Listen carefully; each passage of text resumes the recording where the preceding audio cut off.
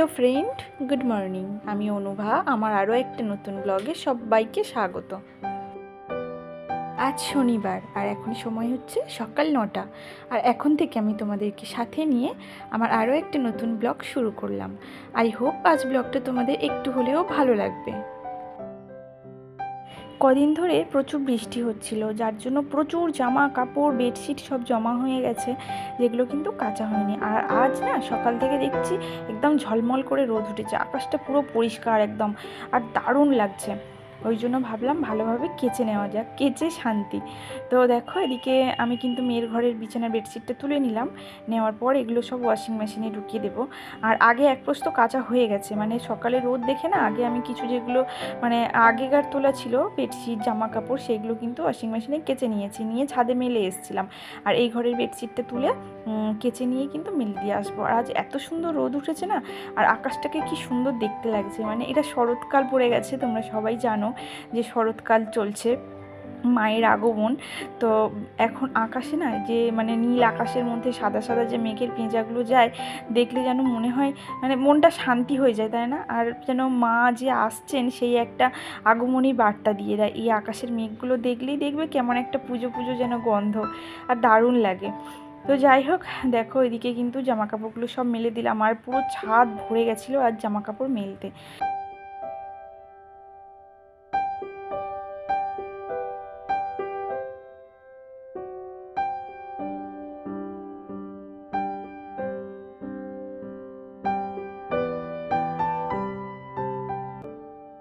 অনেক দিন পর রোদ্রে জামা কাপড়গুলো দিয়েছে, মন খুশি খুশি করে এদিকে কিন্তু আমি রান্নার জোগাড়ে চলে এসেছি।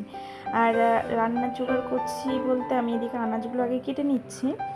আনাজের মধ্যে কুমড়ো আর পুঁই শাকটা কাটছি। আর আজ রান্না করব কুমড়ো পুঁই শাক দিয়ে চিংড়ি মাছ দিয়ে চচ্চড়ি, আর ভোলা মাছ নিয়ে এসেছিলো, ভোলা মাছ আলু বেগুন দিয়ে ঝোল। তো সেই জোগাড় যন্ত্রগুলোই এদিকে করছি।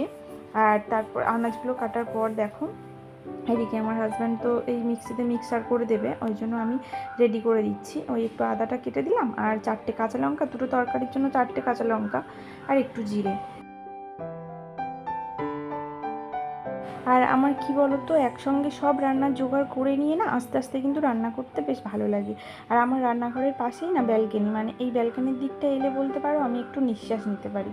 মানে আমার পুরো বাড়িটা সামনে একটা 3তলা বাড়ি উঠেছে, মানে আমার কাকা শ্বশুরের বাড়ি, যেহেতু আমার এদিকে না পুরো অন্ধকার টাইপের একদম, মানে সূর্যের আলো প্রবেশ করে না বলতে পারো।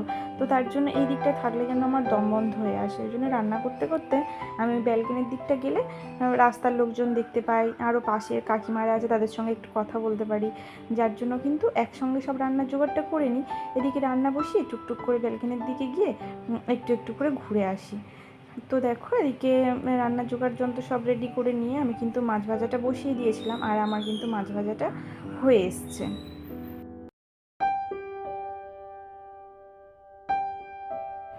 আমরা যারা হাউসওয়াইফ, বিনা পারিশ্রমে সকাল থেকে রাত পর্যন্ত কিন্তু হাসি মুখে সব কাজ করে যায়, তাই না বলো? শরীর খারাপ হলেও কিন্তু আমাদের সব কাজ মুখ বন্ধ করে করে যেতে হয়। আর মেয়েদের বোধহয় এটাই নিয়তি।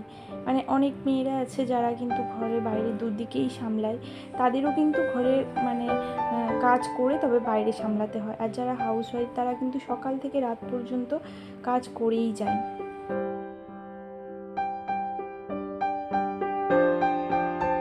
আর হাউসওয়াইফদের তো কোনো কাজের ছুটি হয়ই না, শরীর খারাপ হোক আর যাই হোক না কেন, হাউসওয়াইফদের কিন্তু সমস্ত সব কাজ করতেই হবে।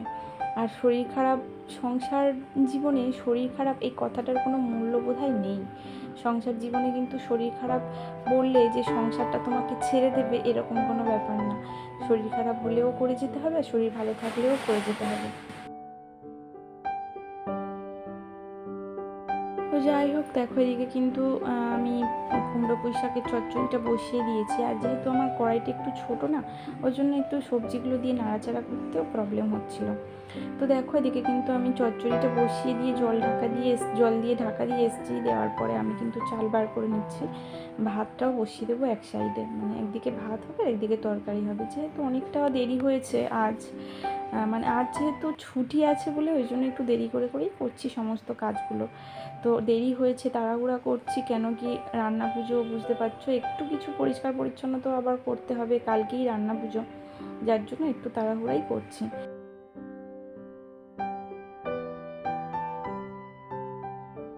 আজকে সকালে ঘুম থেকে উঠেছি অনেকটা দেরিতে, আর কাজ করতে করতে অনেকটা দেরি হয়ে যাচ্ছে। আর আজ শরীরটা না দেখছি তেমন একটা ভালো লাগছে না, মানে মনের দিক দিয়েও ঠিক ভালো লাগছে না, আর শরীরটাও ঠিক ভালো লাগছে না, মনটাও খারাপ আর শরীরটাও খারাপ।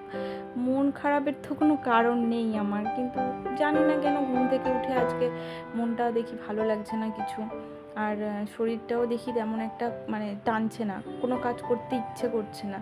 আর কাজ না ইচ্ছে করলেও করতে হবে, বললাম যে সংসার কিন্তু আমাদেরকে ছুটি দেবে না, সে শরীর ভালো থাকুক আর খারাপ থাকুক, শরীর সংসারের কাজ কিন্তু করে যেতে হবে। আর আজকে কাজগুলো করছিলাম যে মানে করতে হবে তাই করছি, কোনো এনার্জি নেই কাজের উপর, মানে করছি তো করছি এরকম একটা ব্যাপার। আর আমার অন্যান্য সময় কি হয় যে ঝটপট করে রান্না বান্নাগুলো হয়ে গেল, তাড়াহুড়া করে সব কাজ গুছিয়ে করে নিতে পারলাম। আর আজ না মানে করতেই ইচ্ছা করছে না কিছু, মানে করছি তো করছি, অনেকটাই দেরি হয়েছে আজ রান্না করতে করতে। এমনিতেই আমি রান্নার জোগাড়ে এসেছিলাম প্রায় 9:45 নাগাদ। তো তারপর সব কিন্তু একা হাতে এগুলো কেটে রান্নাবান্না করা অনেকটাই কিন্তু সময় সাধ্যের ব্যাপার। আর তার উপরে শরীরটা মনটা কোনোটাই ভালো নেই, যার জন্য কিন্তু অনেক দেরি হয়ে গেছিলো রান্না করতে মানে দুটো তরকারি ভাত করতে আমার সময় লেগেছিল 12:30। তো যাই হোক, দেখো এদিকে কিন্তু রান্নাবান্না কমপ্লিট করে এসে ওদিকে বাসন টাসন মেজে রান্নাঘরও ক্লিন করে এসেছি। আসার পর আমার একটা পার্সেল এসেছিলো, তো সেটাকেই তোমাদের সামনেই আমি ওপেন করছি। তো এইটা আছে আমার মেয়ের জন্য, একটা ড্রেস অর্ডার করেছিলাম ফ্লিপকার্টে। তো ফ্লিপকার্ট থেকে একটা ড্রেস এসছে, এটা হচ্ছে একটা জাম্পস্যুট ওর পুজোর জন্য। এটা আমি মানে প্রতি বছর ওকে কিছু না কিছু দিয়ে থাকি, তো সেই জন্য ওকে কিন্তু এই জামস্যুটটা আমি অনলাইন থেকে নিয়ে এসে দিলাম। আর এর হচ্ছে মানে খুব সুন্দর এসছে জিনিসটা, আমার তো ভীষণ পছন্দ হয়েছে, ওরও হয়েছে আমারও হয়েছে দেখলাম গায়ে। আর খুব সুন্দর দেখতে ড্রেসটা, আমার তো ভীষণ পছন্দ। বেশি দামও নেয়নি, ওই 500 টাকার মতো নিয়েছে, মানে 505 টাকা। তো ওকে পরিয়ে বেশ ভালো লাগছিলো। তো ওটা দেখার পরে মনটাও বেশ ভালো হয়ে গেছিলো। আর অনেক দিন ধরে এটা আসবো আসবো করে না, একবার ক্যান্সেল হয়েছে, দেখি আবার এসছে। তো তারপর ওকে পরিয়েও দেখলাম যে কেমন লাগছে ড্রেসটা, তো ওকে বেশ সুন্দর লাগছিলো। তো মনটা ভালো হয়ে যাওয়ার পর আমি এদিকে উপরেও ছাদে কিছু জামা কাপড় মানে কাচবো বলেও ভিজিয়েছিলাম। এইগুলো তো আর ওয়াশিং মেশিনে কাচা যায় না বলো। এই যে দোলনাটা হচ্ছে আমার মেয়ের ছোটোবেলার দোলনা, তো পড়ে পড়ে থাকতো, বেকার নোংরা হয়ে গেছিলো। তো ভাবলাম বেকার পড়ে থাকলে না বারান্দাটাকেও দেখতে বাজে লাগে, যার জন্য ওটা কেচে তুলে রেখে দেবো। আর তো কাজে লাগে না, মেয়ে বড় হয়ে গেছে, এখন দোলনা চড়েও না, ওই জন্য কি দোলনাটা কেচে নিলাম। আর মেয়ের যে স্কুলের এই ইউনিফর্মটা ওয়াশিং মেশিনে দিলে কি হয়, কলারটার কাছে ভীষণ নোংরা হয়ে থাকে, কলারটা পরিষ্কার হতে চায় না, যার জন্য ওটা আমি হাতে কেচে দিই। দেওয়ার পর উজালা দিয়ে একটু মেলে আসলাম, আর তারপর স্নান টান সেরে এদিকে এসেছি সিঁদুর পরে নিতে।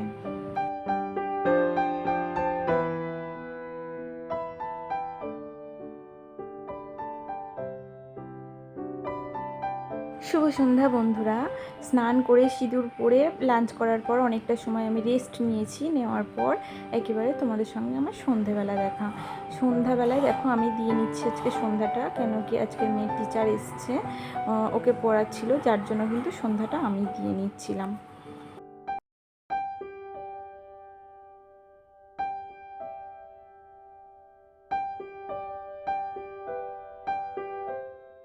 আর দেখো বিকালে ওর বাপি ওর জন্য ফুচকা নিয়ে এসছে। তো ওর যেহেতু টিচার পড়াচ্ছিল, যার জন্য কিন্তু সন্ধ্যাবেলা ও আর আমি দুজনে বসে একটু ফুচকা খেয়ে নিলাম। আর ফুচকা খাওয়ার পর আমি এদিকে একটু এসেছি ব্যায়াম করতে। আর এটা তো আমি সবে কাল থেকে শুরু করেছি, আর আমি তোমাদেরকে তো বলেছি এটা আমার এখন কন্টিনিউ চলবে। তো দেখি পুজো পর্যন্ত চালানোর ইচ্ছা আছে। তো এই যে শরীরে এই যে ব্যায়ামটা করছি না, মানে শরীরে এটা করার পর এতটা এনার্জি হয় আর এতটা ভালো লাগে কি বলবো। তবে এটা সকালে করলে বেশি ভালো হয়, কিন্তু সকালে আমার টাইম হবে না, যার কারণ হচ্ছে ওদের স্কুল থাকে, সকালটায় আমার অনেকটা তাড়া, যার জন্য সকালে টাইম হয় না। এটা আমি সন্ধ্যাবেলাই করি।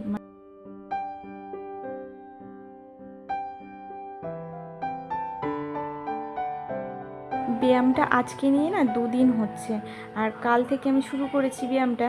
তো গা হাত পা প্রচুর ব্যথা, মানে এতটা ব্যথা হয়েছে পায়ে পেটে, মানে যেসব জায়গাগুলো বেশি টান টান লেগেছে না সেই সব জায়গাগুলো বেশ ব্যথা হয়েছে। তো তাও আমি ব্যায়ামগুলো করছি, আর এটা কন্টিনিউ করব পুজো পর্যন্ত। তো আমি যেগুলো ইউটিউব দেখে দেখে শিখেছি সেইটুকুই করার চেষ্টা করছি আর কি।